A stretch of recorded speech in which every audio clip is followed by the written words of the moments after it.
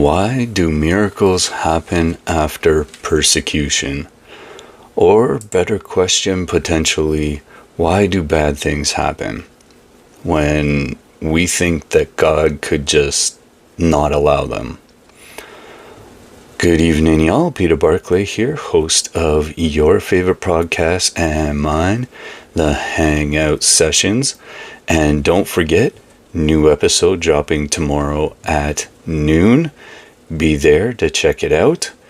And we're at that wonderful time of day where we get to look at scripture that has to do with the question I just asked and bring some hope, some encouragement, some light into your life as we tend to do each day.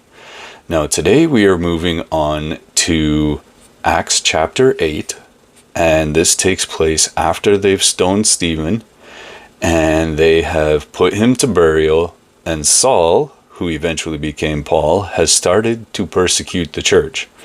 Now, God had, and Jesus told his disciples, go into all the world and make disciples, but they hadn't gone yet. Well, this right here is where that starts to take place. So, therefore, they that were scattered abroad, so this is when they were scattered, went everywhere preaching the word. Then Philip went down to the city of Samaria and preached Christ unto them.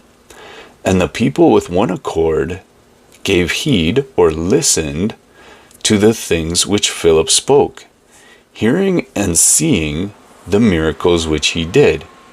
For the unclean spirits, crying with a loud voice, came out, and many that were possessed with them, and many taken with palsies, and that were lame, were healed. And there was great joy in that city. Now, the question we started out with is, why do miracles happen after persecutions? Well, the answer is sort of simple. Sometimes it takes God using a mechanism such as persecution or some form of hardship, so something you might be going through, in order to bring about the change that is necessary.